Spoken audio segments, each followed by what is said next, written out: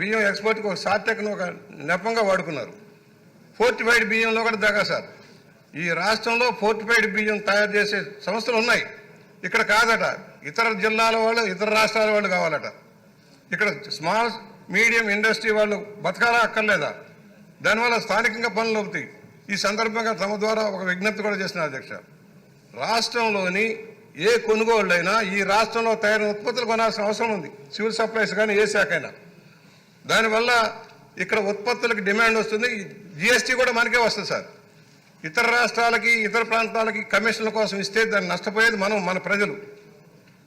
వస్తువులు ఉత్పత్తి చేసే చిన్న చిన్న సంస్థలు దెబ్బతింటూ ఉన్నాయి. కనుక దాని మీద కూడా తమ ద్వారా మనవి చేస్తున్నాను, విజ్ఞప్తి చేస్తున్నాను, ఆలోచన చేయండి. ఒకటి, దీనికి సంబంధించి ప్రధానమైంది ఏ కంపెనీ ఇవాళ నెపం వేరే వాళ్ళ మీద వేస్తూ ఉన్నారు. ఛత్తీస్గఢ్ వాళ్ళ మీద, ఒరిస్సా వాళ్ళ మీద వేస్తున్నారు.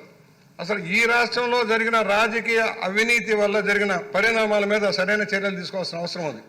నేను ఒకటే చెబుతున్నాను, దాని మీద ఏ కంపెనీలు, లావాస్ ఇంటర్నేషనల్, అశోక ఇంటర్నేషనల్, ఎవరు ఈ సంస్థలు, దీని బ్యాక్గ్రౌండ్ ఎవరు, ఎంతెంత సీజ్ చేసాం, సీజ్ చేసిన బియ్యాన్ని ఏం చేస్తూ ఉన్నాం. ఓడలు బయట నుంచి వచ్చిన ఓడలు నిలవబెడితే డెమరేజ్లు మళ్ళీ మనమే కొట్టుకోవాలి అధ్యక్ష. డెమరేజ్ మన మీద పడుతుంది.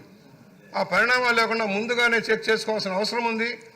ఇవాళ ఎవరైతే దాదాపుగా 1000 కోట్ల రూపాయలు దోచారు అధ్యక్ష, దీంట్లో 1000 కోట్లు దోచారు. ఇంకా జరుగుతాను ఇతర ప్రాంతాల్లో కూడా. నేనేమంటున్నానంటే ఊరికి 6A కేసులు పెట్టి పెనాల్టీ వేయటం కాదు.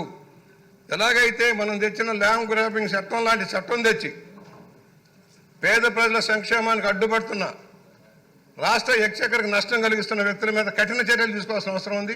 పీడీ యాక్ట్లు పెట్టి లోపల పెట్టాల్సిన అవసరం ఉందని సవినయంగా నేను ద్వారా మనం చేస్తున్నాను. అది